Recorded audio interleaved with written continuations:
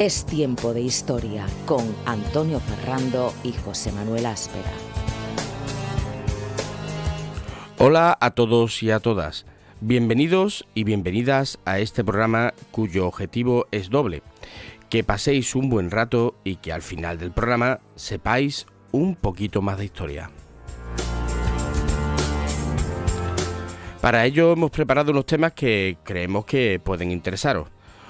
¿O nos acompañáis? Somos José Manuel Áspera y Antonio Ferrando y os presentamos Es Tiempo de Historia, un programa de historia para todos los públicos.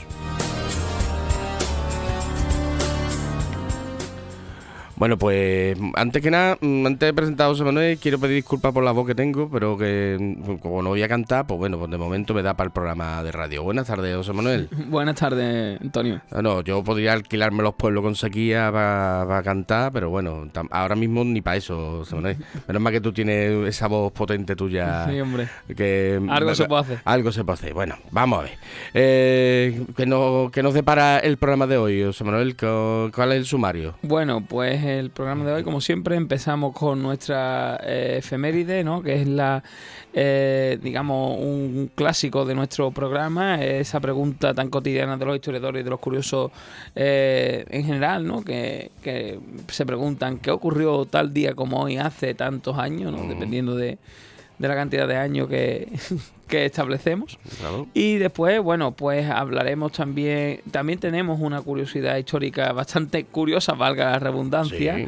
porque además no es española, es de nuestro país vecino, sí. Francés, sí. Es de Francia, pero sí que es bastante curiosa. Es más, indagando, no la sabía, yo no la sabía personalmente. Tú no la sabías, ¿no? No la sabía. Yo la encontré ahí y dije, ostras, mira. Pero es muy curiosa, bastante. Y bueno, y si la tecnología y las circunstancias no lo permiten, pues hablaremos con José Soto Chica, que nos hablará sobre su último libro, Egilona, y de su labor como historiador. Eso es, estupendo. Bueno, pues mientras que vemos si nuestro invitado puede conectarse o no, pues empezamos con la efeméride del día, que ocurrió pues un 6 de marzo de hace mucho tiempo. Concretamente a principios del siglo XV, exactamente en 1405, en la localidad española de Toro. Buen vino en Toro, buen vino. Nace el que será Juan II, rey de Castilla y de León, y padre de la reina Isabel la Católica. A su muerte, en el año 1453, le sucederá en el trono su hijo Enrique IV de Castilla. Hace 619 años. Juan II que se casó 2 veces. Su primera mujer tuvo a Enrique IV, este rey tan controvertido, el rey Enrique el de las Mercedes. Y luego después se casó con la primera Isabel de Portugal, la segunda va a ser la de Carlos V. Y con esa Isabel pues tuvo a Alfonso y a Isabel. A Alfonso ya sabemos que no se sabe si murió o lo murieron o lo mataron o lo murieron, como diría el otro, pero claro, Isabel de Castilla, pues la futura Isabel la Católica, pues ya sabemos todo lo que ha dado de sí, ¿no? Sí que es cierto. Bueno, hay una serie televisiva sí. española que es Isabel, que narra, o por lo menos bastante bien, o sea, se asemeja un poco bastante a la realidad, de cómo, digamos, el trato que digamos recibido por parte de Enrique IV a su hermana y a su hermano Alfonso. Claro. Y sí que es cierto que Isabel otra cosa no, pero le costó trabajo bueno, alcanzar los logros que alcanzó, ¿no? En toda la familia hay controversias, pero claro, si eres la familia real, la controversia afecta a todo el reino, ¿no? Afecta a todo el reino. Bueno, esto pasó en 1405. 70 años después, ¿qué ocurrió? Pues exactamente 70 años después nace en Caprese, Italia, el pintor, escultor, arquitecto y genio del Renacimiento italiano, Michelangelo Buonarroti. Su obra estará caracterizada por el profundo estudio y conocimiento de la figura humana hace exactamente pues 549 años.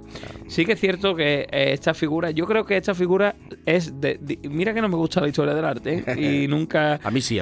Y nunca me ha gustado, pero sí que es cierto que es de las figuras más emblemáticas y más, digamos, míticas, ¿no? Para estudiar y para entender el Renacimiento y y todo lo que sería la pintura, arquitectura y toda la época renacentista.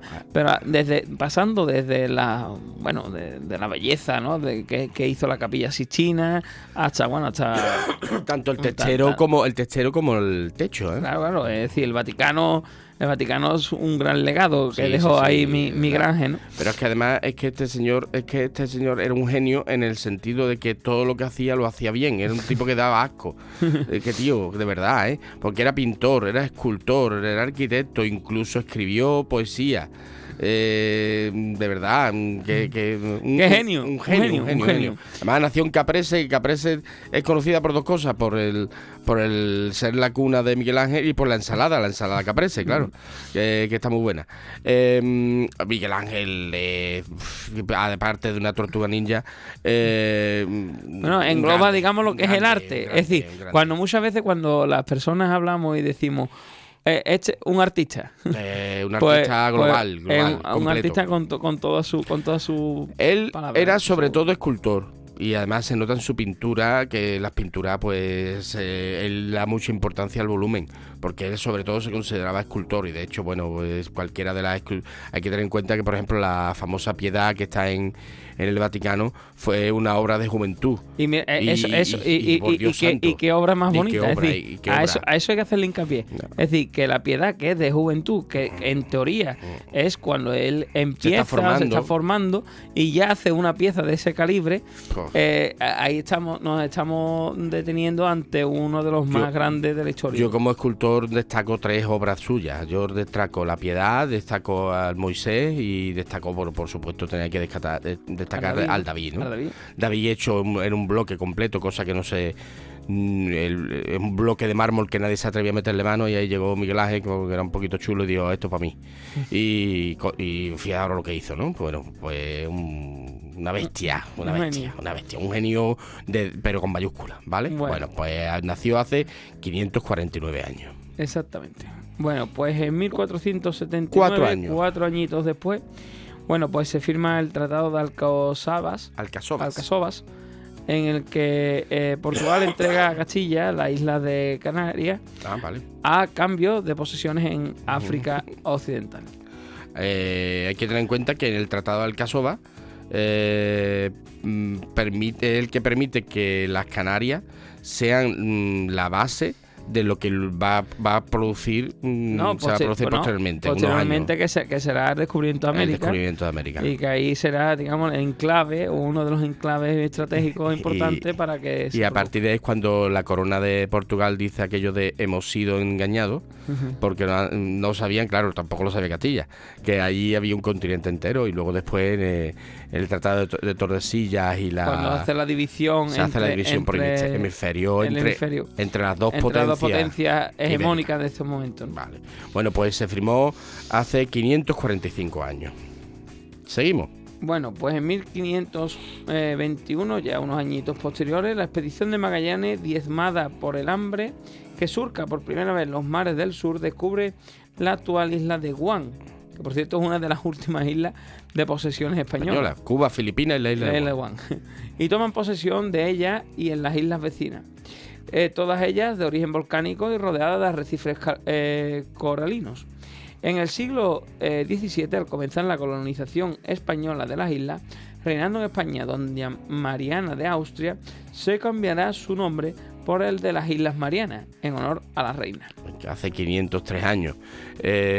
Magallanes ya sabemos que moriría un poco después en las Islas Filipinas, en un ataque de los nativos, y esta expedición la terminaría su segundo, Juan Sebastián Elcano.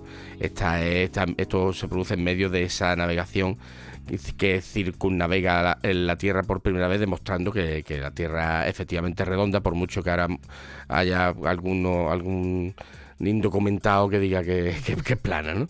Bueno, pues en este momento es cuando Magallanes pues se descubren las Islas Marianas. Por cierto, la curiosidad, en las Islas Marianas está la fosa de las Marianas, que es el punto más profundo de la Tierra, ¿no? Bueno, pues está aquí, la descubrieron el Magallanes y Elcano en 1521, tal día como hoy.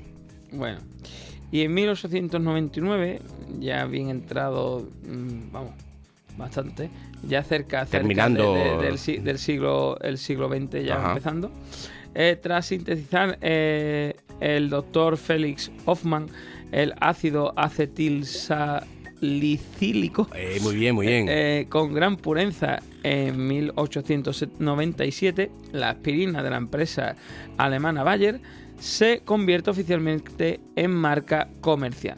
Con el paso del tiempo se mostrará que el fármaco eficaz en la lucha contra el cáncer, las enfermedades cardíacas, el Alzheimer, los ataques de apoplejía y la infertilidad, la hipertensión y muchas otras enfermedades, por la que pronto se convertirá en uno de los fármacos más consumidos en el mundo. Claro, la aspirina.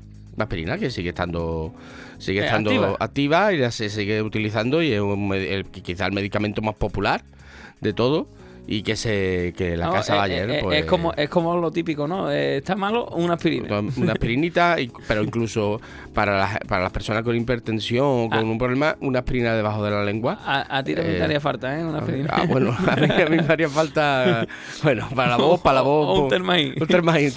Pero que sí. Esto es un gran paso. Es un avance científico importantísimo en la historia. Pero que todavía está vigente. Ya que de esa importancia hace 125 años, claro. Pues bueno, a día de hoy todavía seguimos consumiendo este fármaco, ¿no? Este medicamento. Estupendo, pues hace 125 años, además, un número redondo, conmemoración redonda, correcto. Pues aparece la marca aspirina de Bayer, ¿no? De Bayer. Estupendo. Bueno, pues en 1927 nace en Aracataca, Colombia, el escritor Gabriel García Márquez, premio Nobel en 1982.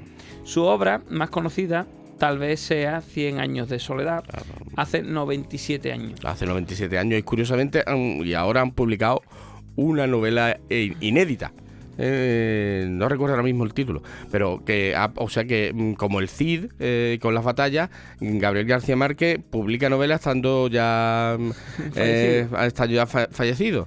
Y una novela que parece ser que él desechó en su momento, y sus hijos han dicho que han traicionado a su padre, pero por bien de los lectores. Bueno, García Márquez, junto con Mario Vargas Llosa, los dos, y Julio Cortázar quizás, el trío de ases de la literatura hispanoamericana, y bueno, el creador del género mundial del realismo mágico, ¿no? Y bueno, quien no haya leído 100 años de soledad, se lo recomendamos. Yo tengo que decirlo, es mi libro. Mi libro es 100 años de soledad. Pues yo lo he leído, yo creo que 5 o 6 veces, y prometo releerlo más, porque es mi libro de cabecera, ¿vale?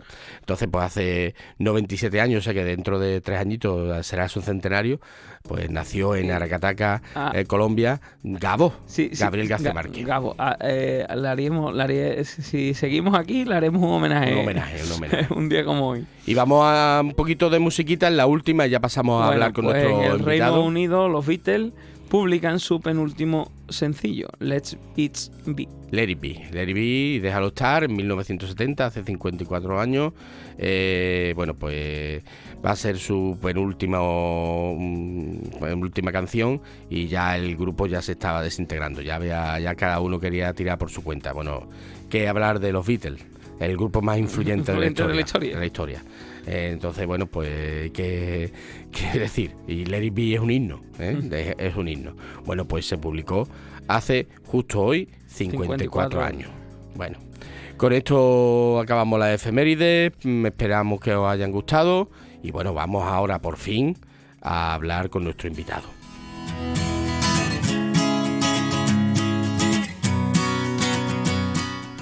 Bueno, hoy tenemos con nosotros a través del teléfono a José Soto Chica. José, buenas tardes.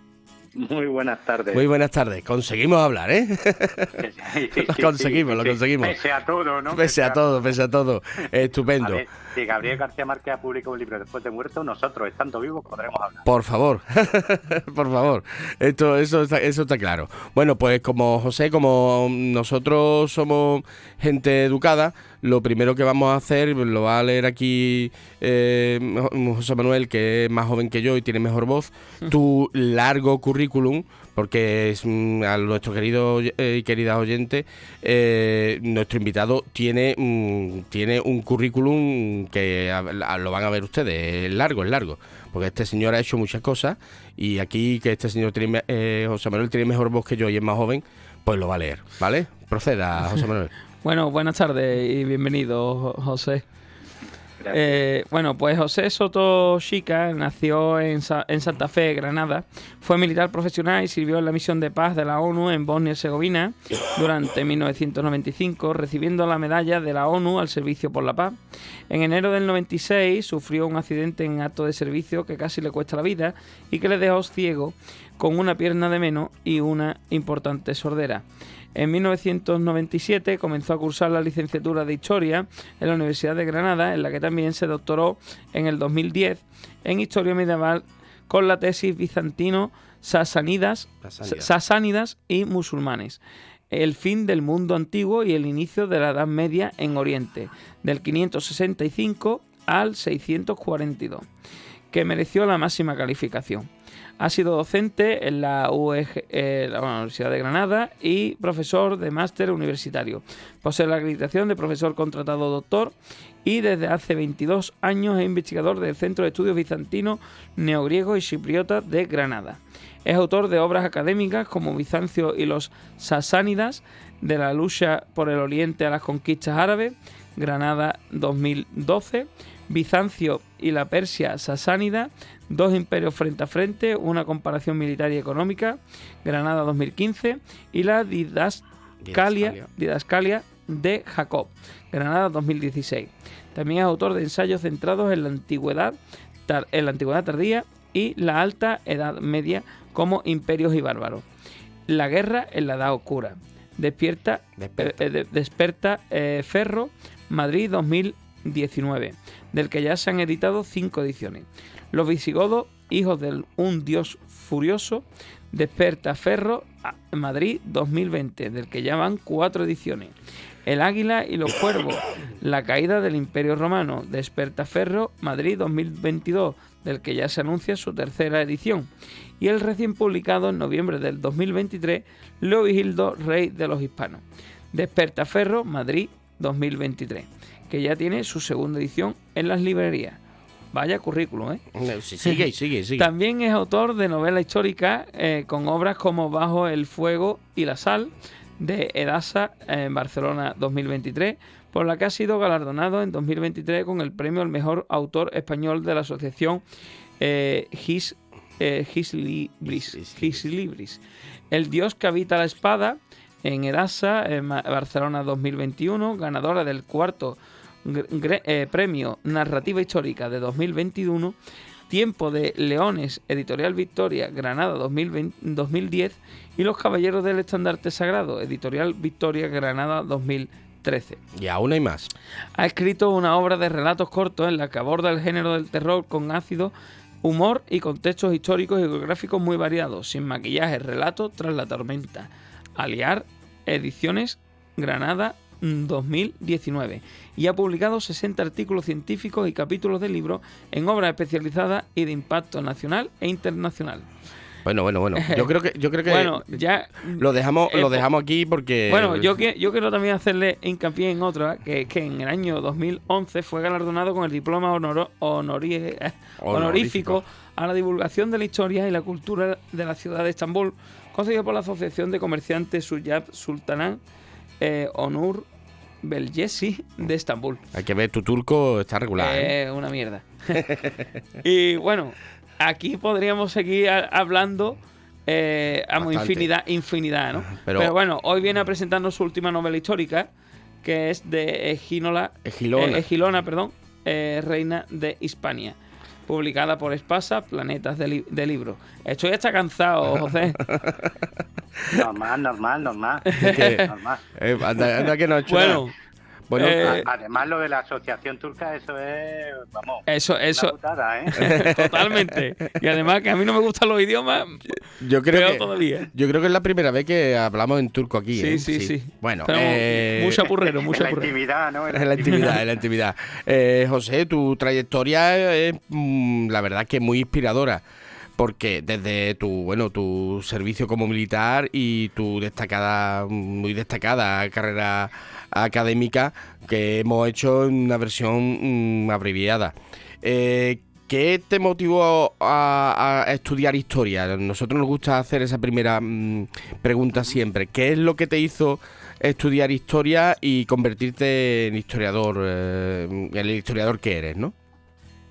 Pues te lo digo claramente, lo que me motivó fue que la vida me dio una segunda oportunidad para hacer lo que realmente me apasionaba. Yo desde muy pequeñito, la historia era mi pasión. Un lector compulsivo de historia, pero como todo buen adolescente, pues tiré por la calle de en medio, de manera que no hice lo que se supone que debe de hacer un buen adolescente, que es estudiar, sacar su bachillerato e irse a la universidad, sino que yo opté por una vida un poco más agitada. Pues fui herrero durante 3 años, trabajé en fábricas, trabajé en el campo, me fui al ejército como profesional, pero al final llegué al mismo sitio, que es que, como te he dicho, la vida me dio una segunda oportunidad. Cuando debería de haber muerto, pues resultó que no estaba muerto, y entonces dije, pues ya no tengo excusa. Ya y hay que claro, hacerlo. conforme salí del hospital, me matriculé en acceso a mayores de 25 años y empecé la carrera. Y hasta aquí.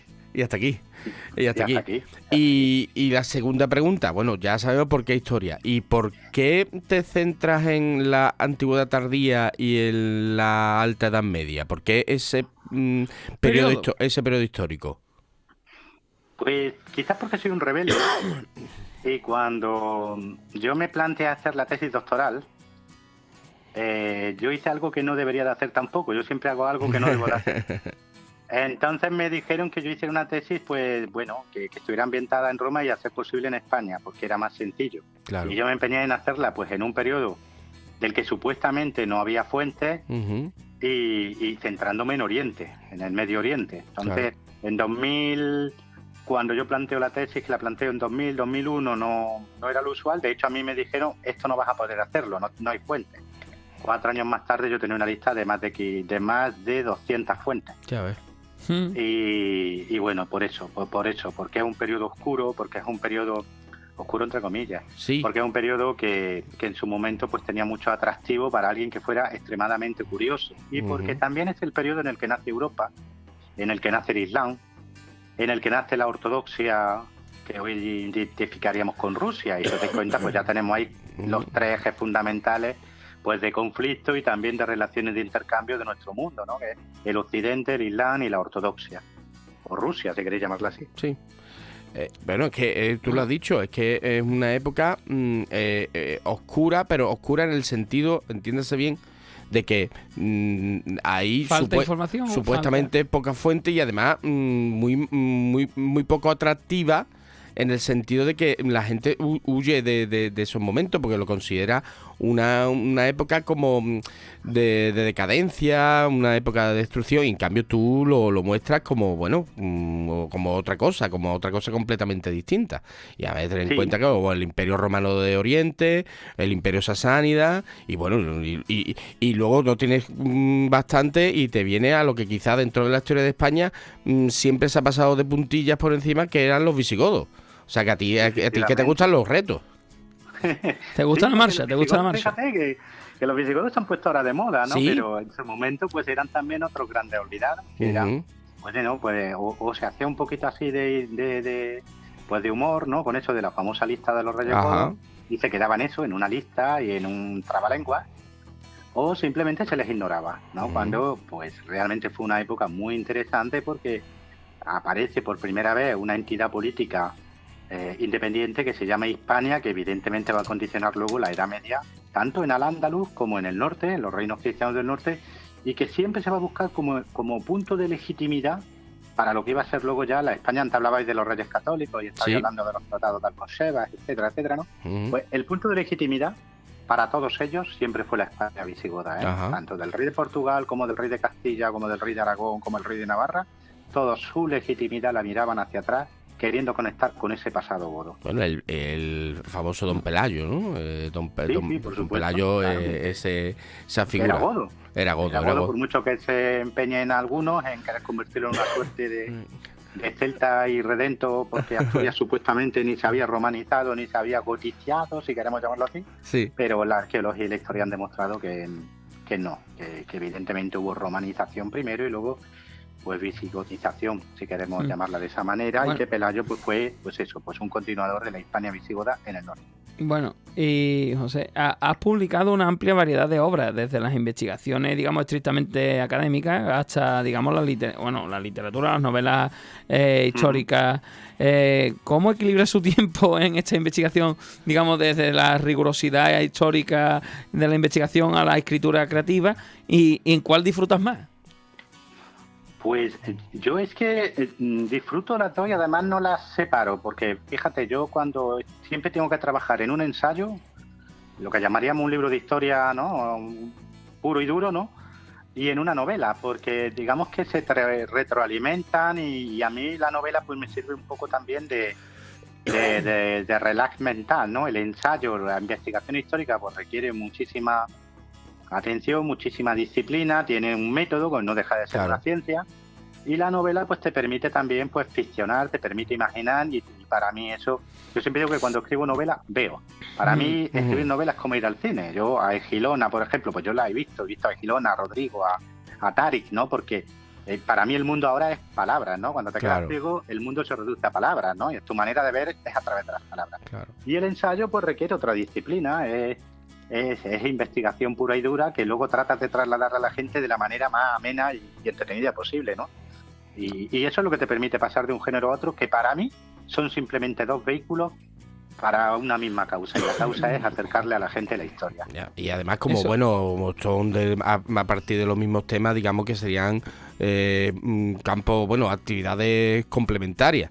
Uno es de investigación, uno, digamos, entiéndase bien, porque riguroso hay que ser los dos, pero uno más académico y desde un punto de vista más científico, aunque tiene que tener su vertiente más de intentar que sea lo más atractiva al lector posible, o sea, también tiene su parte creativa, y luego la que es más creativa pero requiere también un trasfondo de rigurosidad histórica, un trasfondo histórico, o sea que más o menos son como el yin y el yang, ¿no? Pero siempre en el mismo círculo.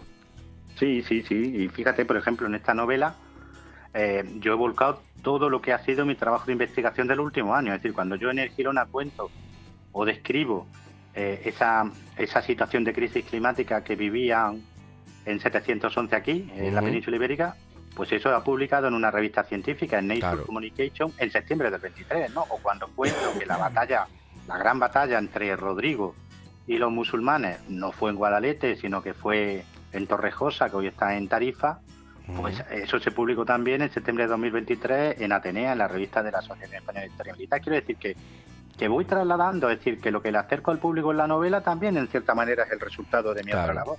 Claro. Y su investigación ha abarcado también desde la antigüedad tardía hasta la alta edad media.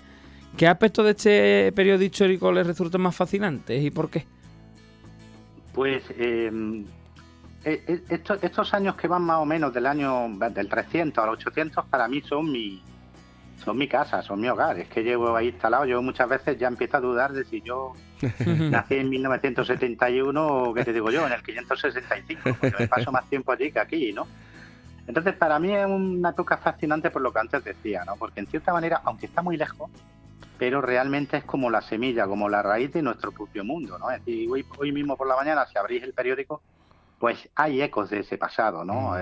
Está Gaza, el conflicto en Gaza, ¿no? O está el conflicto en Ucrania, y esos dos conflictos, esas dos guerras, realmente, si fuéramos tirando del hilito, llegaríamos a esta época, ¿eh? Es decir, como germen de lo que está pasando ahora mismo, ¿no? Sí. Entonces, por eso es muy interesante, ¿no? Y luego, el escenario geográfico, pues igual, pues evidentemente el reino visigodo pues es el pasado de nuestro propio país, ¿no? Pero también es muy interesante ver la Persia sasánida o Bizancio. Es decir, soy inquieto en ese aspecto, ¿no? Me gusta porque creo que la historia es universal. Y no es universal, no se entiende bien. Huyo de los localismos y de los nacionalismos, porque creo que que falsean la historia. Claro, pero ya dentro de lo que es la historia, es verdad que hay periodos o hay zonas que están de moda y otros que se quedan como en la sombra. Y este periodo al que tú te refieres no es precisamente un periodo de moda, no es un periodo popular, por lo menos hasta hace muy poco. Sí. Y además está incluso, si me apura, está entre lo que es el imperio, el imperio romano, que es el gran foco, el gran haz de luz civilizador y demás, que lo es y es verdad y no vamos a restarle su importancia, pero luego después se alumbra el imperio carolingio, que está allí, el nacimiento del Islam quizá un poquito, pero poquito más. Es como yo lo digo porque yo en mis clases, yo soy profesor de historia en secundaria, y es verdad que uno mira el libro y se pasa como de puntilla, sí. Y lo máximo que se da eso, el nacimiento del Islam y el imperio carolingio. Y mira, el imperio carolingio estuvo muy bien, pero duró lo que duró, duró muy poquito. y eso que llaman renacimiento carolingio no hubiera sido posible sin el renacimiento visigodo, porque muchas de las obras y de los sabios como Teodulfo de Orleans, que hicieron furor, entre comillas, en la corte carolingia, eran visigodos. Yo siempre digo a la gente lo mismo. La primera enciclopedia que escribe aquí, en Sevilla, por ejemplo, ¿no? En Hispali, un señor que se llama Isidoro de Sevilla, que es la etimología, que es un compendio del saber antiguo, de griego, romano y hebreo, en 20 libros. Medicina, astronomía, geografía, todo eso. Con ese libro se educó toda Europa hasta el siglo XV. Y se nos ha olvidado, todo el mundo conoce la enciclopedia francesa, pero se nos ha olvidado la etimología. ¿La etimología?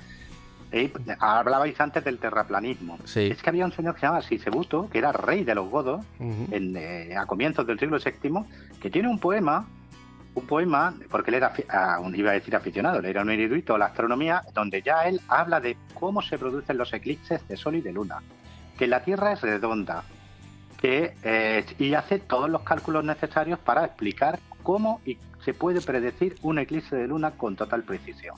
Sí, estamos hablando de un mundo fascinante, pero que por algún extraño motivo que a mí se me escapa, pues de repente pues decidimos dejarlo en el baúl de la memoria. Claro, es que también es verdad que a los pueblos germánicos, y como el caso de los visigodos, se les trata durante todo el tiempo como esos pueblos bárbaros que eran en el siglo II, el siglo III, cuando el Imperio Romano estaba combatiéndolo, entra en contacto con ellos, y en el siglo VII se les sigue tratando igual. O sea, los visigodos eran prácticamente como unos brutos, unos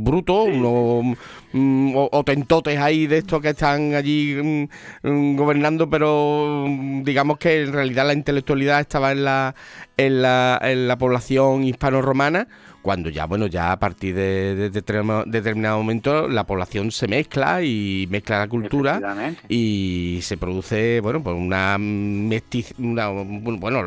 se produce siempre en los territorios, que es el mestizaje entre las personas. Y no es lo mismo hablar del pueblo nómada que habitaba las estepas de Ucrania o de Polonia por allí, y que a la monarquía visigoda de Toledo del siglo VII, del siglo VI, ¿no? Pues se la trata normalmente igual. Es un disparate, porque ya sabes que a ellos ya, en esa época, lo que les quedaba de godos, como digo yo, era el nombre y el pelo largo. Claro, ya habían tenido mucho contacto con Roma. No había más. Claro. De hecho, ellos eran continuadores de Roma. Siempre se sintieron como primero defensores y luego continuadores de Roma, ¿no? Leovigildo, que es quien realmente funda el reino, pues se hace representar como un emperador romano de la época, es decir, con su corona de perlas y piedras preciosas, su manto púrpura, su cetro, su trono.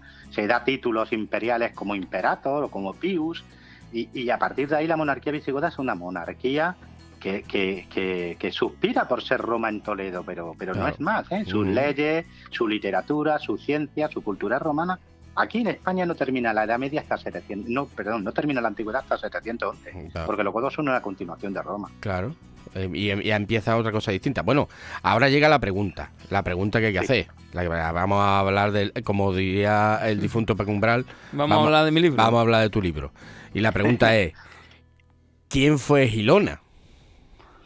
Pues Gilona es una mujer increíble, porque es una mujer que, fijaros, es una mujer que es reina de los visigodos, la última reina de los visigodos, es la última reina de Hispania, que así aparece en una fuente contemporánea con ese título, pero es también la primera reina de Al-Ándalus. Entonces, claro, la pregunta es, ¿cómo una mujer que fue reina con el último rey visigodo también fue, entre comillas y sin comillas, reina con Abdalacid, que es el primer valí después de la conquista? No es una mujer que ha caído el reino, ha caído el rey, pero ella sigue siendo reina, y así aparece anotada en la crónica mozárabe de 754, que es el único documento contemporáneo que te dice que Gilona, anterior viuda del rey, Gilona, reina de Hispania, anterior viuda de Rodrigo, ahora casada con Abdalacid. Claro, tú te preguntas, ¿cómo era capaz esta mujer de pasar de un mundo a otro con esa soltura y siendo ella misma? El mundo había cambiado, pero había una cosa que no cambiaba, que era que Gilona era reina de Hispania. No. Pues fíjate, pues hay una cosa que es verdad que sorprende, que está es un continuo en la historia, que bueno, de los visigodos sabemos poco, pero sabemos algo de sus hombres, pero de las mujeres, si a lo largo de la historia se sabe poco, de los visigodos, las mujeres visigodas, menos. Entonces tú apareces y nos presentas a una figura que la verdad es que yo cuando descubrí tu novela y demás, y dije, ostras, claro, tendría que haber mujeres importantes en el reino visigodo, qué tontería. Es que sí, claro, la lógica... ¿Cómo se te ocurrió? ¿Cómo se te ocurrió? ¿Cómo descubriste a Gilona? ¿A estudiar a Gilona o descubrirla? Pues fíjate, en relación con lo que me preguntabais antes, yo estaba trabajando en aquel momento, en 2020, en la redacción de los visigodos, hijos de un dios furioso, en un ensayo sobre la historia de los visigodos. Claro, y leyendo la crónica mozárabe yo conocía a Gilona, pero no, de estas veces que se te hace la luz, ¿no? Y eso de reina de Hispania. Y te quedas así y dices, a ver, pero si esto aquí pone 716, ya no hay reino, ya no hay rey, pero hay reina. Esta mujer no pudo ser solo un hombre, no pudo ser solo una señora atractiva que luego se casara con el enemigo de su primer esposo, ¿no? Es decir, aquí tiene que haber algo más, ¿no? Tiene que haber alguien con una capacidad política estupenda, al punto que en buena medida Gilona y Abdalacid son los que van a crear Al-Ándalus. Al-Ándalus va a entrar y va a discurrir por un camino gracias a Gilona y Abdalacid. Y claro, luego descubres que Gilona no es una excepción, que Gilona fue la regla en época visigoda, porque tienes a Goswinta con Leovigildo, tienes a Bagdo con Recaredo, tienes a Liubigoto con Egica, es decir, es que al lado de cualquier rey visigodo va a haber una gran reina que a veces incluso va a ser su principal rival, ¿eh?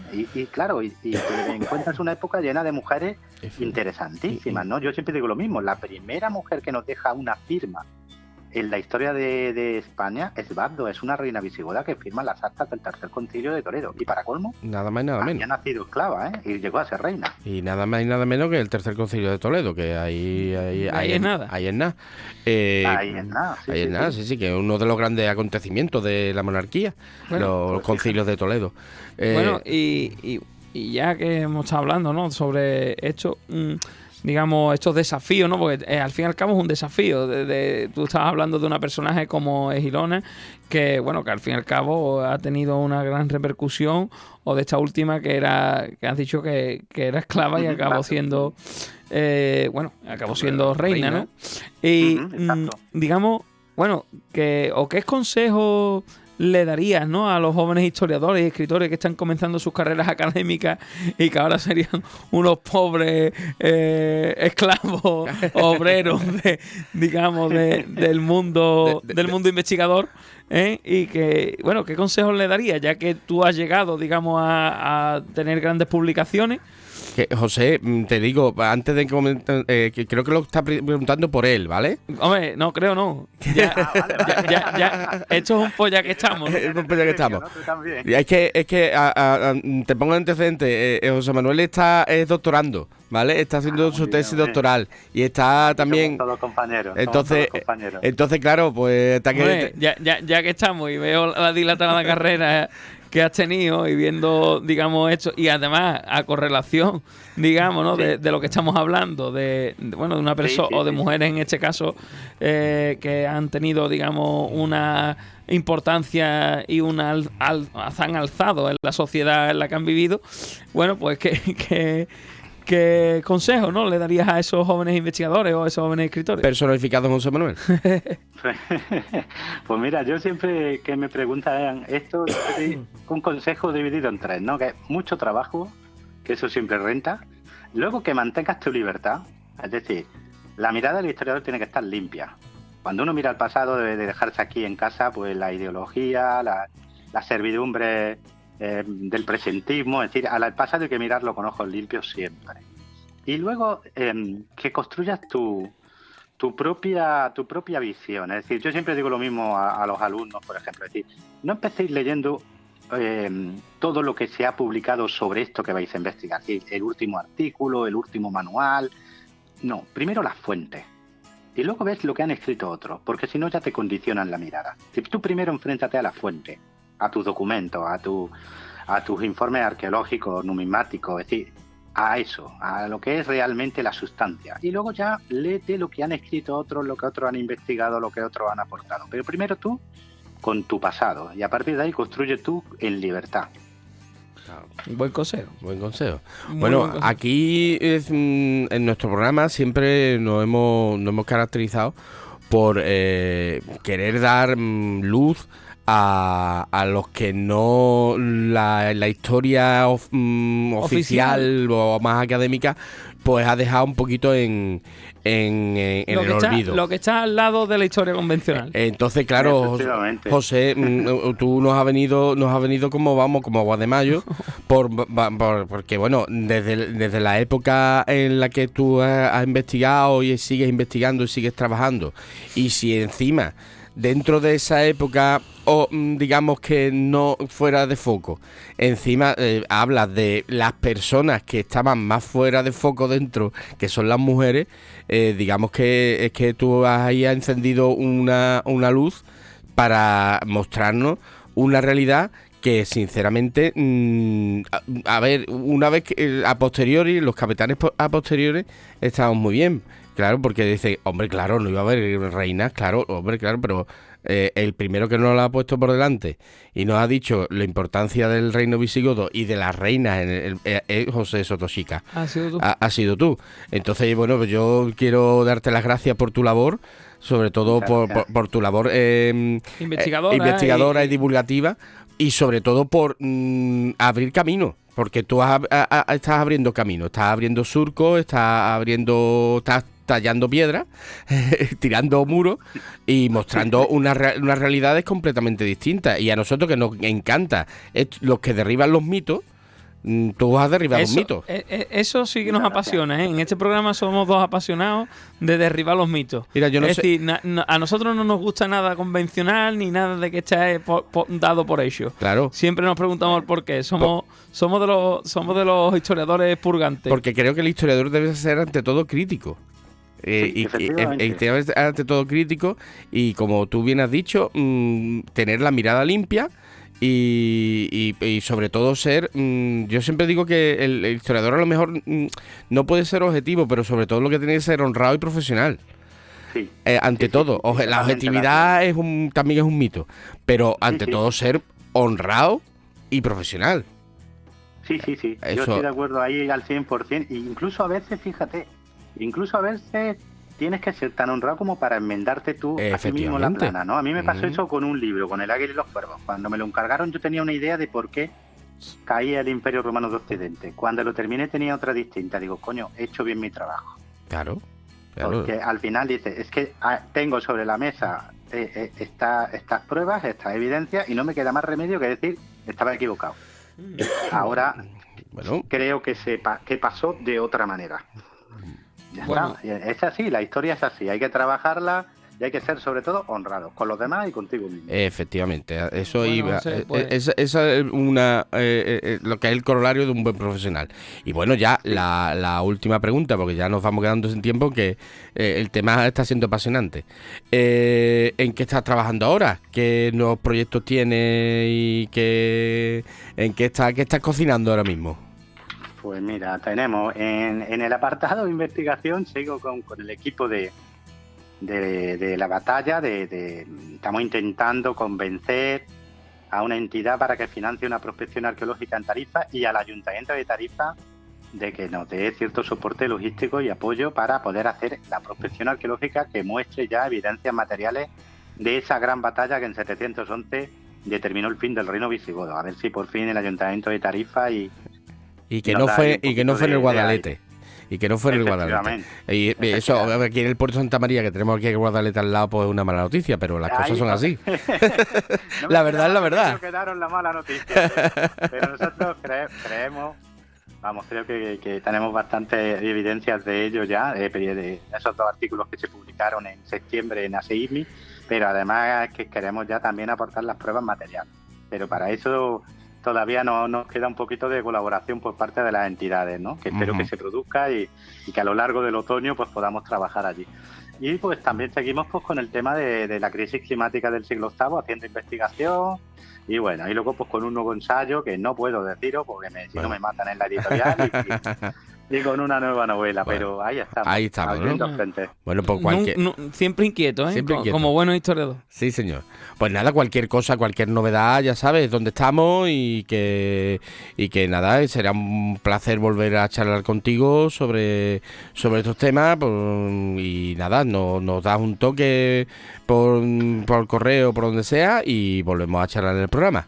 ¿Vale, José? Contad con ellos. Seguimos en contacto y echamos a tratar de buena conversación como la de hoy. Estupendo. Bueno, José, encantado de tenerte en el programa. Muchísimas gracias, José, y hasta la próxima.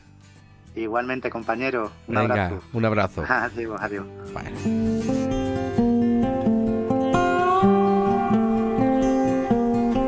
Qué interesante, ¿verdad, José Manuel? Que esto de acabamos de derribar un mito. Antes de la charla que hemos mantenido con José, nada más que con el currículum que tenía y con todas las cosas que has realizado, la verdad es que es un privilegio tener invitados de este calibre en este programa. Pero además también es muy bueno porque, como bien hemos dicho durante el transcurso de la entrevista, la idea de derribar mitos es una de las cosas que más nos gusta. Por lo menos a nosotros dos eso siempre nos ha gustado. Sí. Y poner el foco en los olvidados y las olvidadas. Y la verdad es que, como bien hemos dicho, y ahora reitero, ha sido una persona que nos ha puesto, digamos, en evidencia pues muchas de las cosas que en la historia convencional pues están establecidas, y él, sin embargo, pues le ha dado luz, le ha dado voz a personas que no están en esa historia convencional, claro, y que derriban esos mitos, ¿no? Y que bueno, ahora que estamos en la semana del 8 de marzo, que está ahí está ahí a la vista, 2 días, pues que hablar de reinas que han estado silenciadas y demás, y que tuvieron un papel tan importante en la historia de España en la época visigoda, pues mira, pues viene muy bien para reivindicar la figura de la mujer en esa época, que también tuvo un papel importante, a pesar de que la historia convencional pues no las establece con ese criterio ni con esa importancia. Estupendo. Bueno, pues vamos a ir acabando, nos vamos a ir por la curiosidad histórica.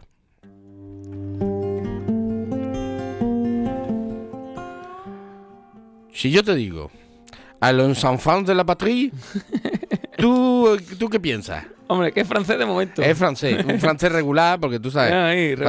Nosotros de idioma carecemos. Ahí estamos. Pero bueno, vamos por ahí. La verdad es que, hombre, es uno de los himnos. Quizás es el himno más famoso, ¿no? Más famoso de la historia. Estaba hablando de la Marsellesa. Y lo importante es eso, ¿no? Es decir, lo curioso que vamos a tener hoy es que la Marsellesa, como su propio nombre indica, pues además de ser francés, pues vendrá de Marsella, ¿no? No. Pues no. Pues no, señor. No viene de Marsella. No, la Marsellesa no nació en Marsella. Bueno. Ya sabemos que Marsella es una ciudad, la antigua Massalia, que es un gran puerto en el Mediterráneo, que está al sur de Francia.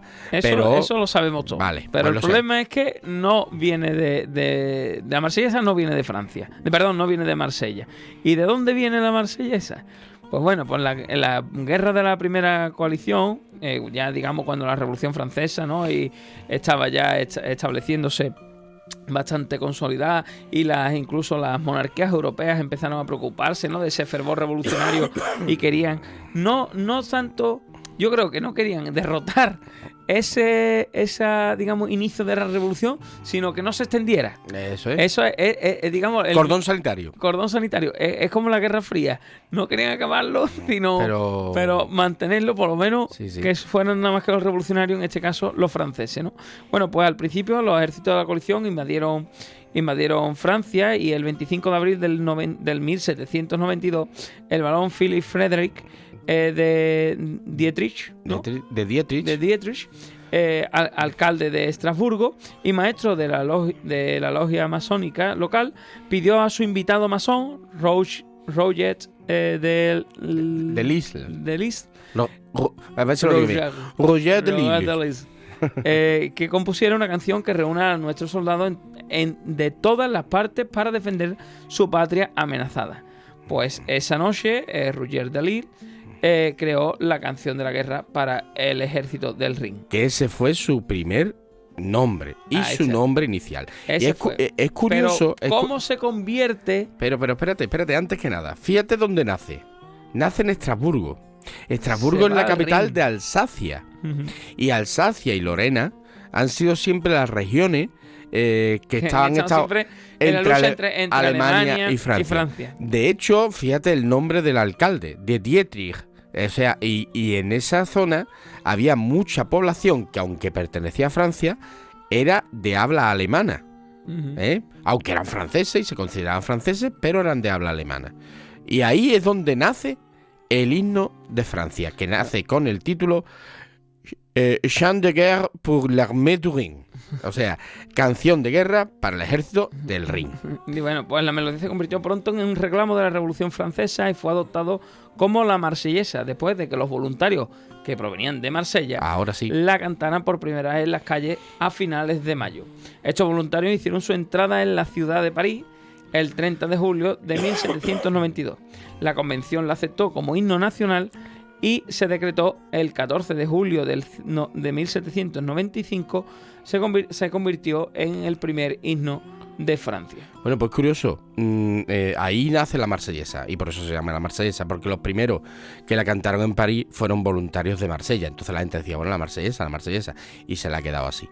Pero es muy curioso, y hay una cosa también, que aquí en la convención pues ya y todo el mundo oiga, pero cuando llega Napoleón, una de las primeras cosas que hace es eliminarla. Se eliminan dos momentos. Justo en el imperio de Napoleón, y hombre, evidentemente en los reinados de Luis XVIII y sus sucesores, por razones evidentes. Uh-huh. Y va a ser luego después, a partir de la República, de la Tercera República, donde ya se imponga la marsellesa. Y hubo otro periodo en el cual la marsellesa estuvo prohibida en Francia. Es entre 1940 y 1944, en la Francia ocupada. Y en la Francia de Vichy, que tuvo otro himno. O sea que no se consideraba. Y de hecho, bueno, pues si alguna vez has visto la película Casablanca, ¿tú has visto la película Casablanca? Pues ahí en Casablanca una forma de rebelarse contra los nazis es el cantar la marsellesa, ¿no? Como se canta en el Café de Rick. Bueno, y además incluso hasta la internacional, hasta la primera internacional, la marsellesa fue el himno revolucionario por excelencia e incluso del incipiente movimiento obrero. Era la bandera roja, que sigue siéndolo, y la marsellesa, hasta que, bueno, la internacional ya que era su propio himno, como que con ese nombre, ¿no? De arriba pared de la tierra, en pie Famelica Legión. Bueno, pues la marsellesa no nació en Marsella, sino nació en Estrasburgo, que está al norte de Francia. Que está más al norte de Francia, lindando con Alemania, y una región un poquito conflictiva Alsacia, bien. Durante los siglos XIX y XX, ¿vale? Bueno, pues nada, vea, otra curiosidad. Nos despedimos el día de hoy. Y nos vamos despidiendo. Bueno. Y ya nos despedimos. Esperamos que os haya gustado el programa, que os haya divertido y que hayáis aprendido como nosotros alguna cosa. Os podéis poner en contacto con nosotros a través del WhatsApp de Radio Puerto en el 629 12 80 42, indicando que es para nuestro programa siempre, ¿vale? Y bueno, pues nos oímos en el próximo programa. Es Tiempo de Historia, todos los miércoles de 7 a 8 en Radio Puerto, así como en YouTube y Facebook. Y nos despedimos con una cita. Bueno, pues la historia no es mecánica porque los hombres son libres para transformarla. Ernesto Sábato. Hasta el próximo programa.